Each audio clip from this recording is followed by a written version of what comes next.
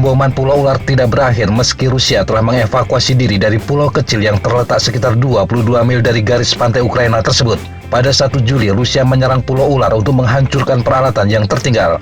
Pada hari yang sama, Ukraina juga menghantam pulau itu dengan serangan dari drone Bayraktar TB2. Andriy Rysenko, seorang pensiunan Kapten Angkatan Laut Ukraina dan mantan anggota staf umum negara itu mengatakan, pada 1 Juli Rusia menyerang pulau itu dengan bom fosfor. Serangan menghancurkan setidaknya 4 pansir dan 3 sistem pertahanan udara jarak pendek Thor. Senjata yang oleh NATO disebut sebagai SA-22 Greyhound dan SA-15 Gauntlet. Rusia juga meledakkan beberapa peralatan intelijen sinyal yang digunakan untuk mengidentifikasi gelombang elektromagnetik dari garis pantai Ukraina.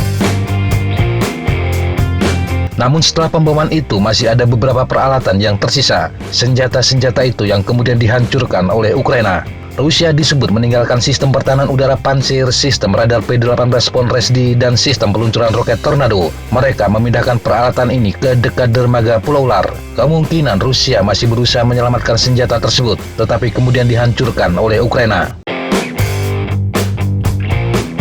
Setelah pasukan Rusia dievakuasi, pasukan Ukraina mendaratkan bendera Ukraina di pulau itu dengan helikopter.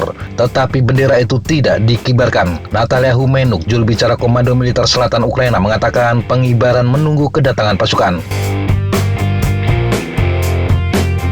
Sampai saat ini tidak ada pasukan Ukraina di sana. Juga tidak ada rencana di masa mendatang untuk menempatkan pasukan di pulau tersebut. Ini mengingat hal tersebut akan sangat rentan. Rusia akan dengan mudah menyerangnya dengan rudal dan serangan udara. Apalagi mereka memiliki keunggulan di udara dan di laut. Bagi Ukraina yang terpenting Rusia tidak ada lagi di pulau tersebut. Ukraina akan lebih efektif mengawasi pulau itu dengan menggunakan sensor dan kendaraan tak berawak. Mengingat bagaimana Ukraina mampu menggempurnya dengan tembakan udara dan artileri, tampaknya tidak mungkin kedua pihak akan mengembalikan pasukan ke Pulau Ular. Tetapi mengingat kepentingan strategis dan simbolisnya, semua masih bisa saja terjadi. Perkembangan menarik lainnya, Rusia sepertinya mulai bersiap untuk mengantisipasi adanya serangan rudal Ukraina ke jembatan Selat Kerch. Salah satunya dengan menempatkan tongkang umpan yang ditutupi reflektor radar serta kemampuan tabir asap. Analis pertahanan independen HI Sultan melaporkan temuan itu pada Senin 4 Juli 2022. Dia merinci 2 tongkang target telah ditarik ke lokasi dan ditambatkan di sisi timur jembatan. Sultan menyebut tongkang target itu tampaknya akan bertindak sebagai umpan guna membingungkan rudal yang masuk yang ditujukan ke jembatan Kerch. Jembatan yang dibangun antara 2016 hingga 2018 ini juga mencakup jalur kereta serta sangat penting bagi Rusia.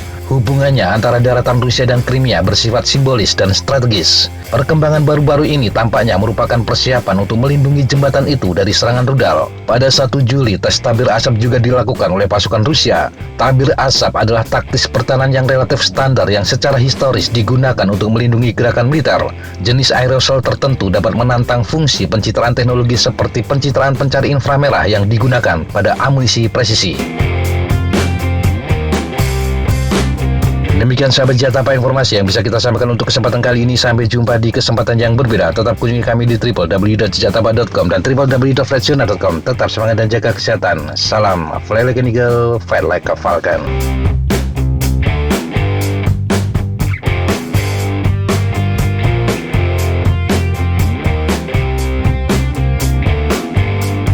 Looks like that's all I'm going to take today. Okay, sir. Thanks for coming. Have a good flight. And thank you guys. Appreciate it.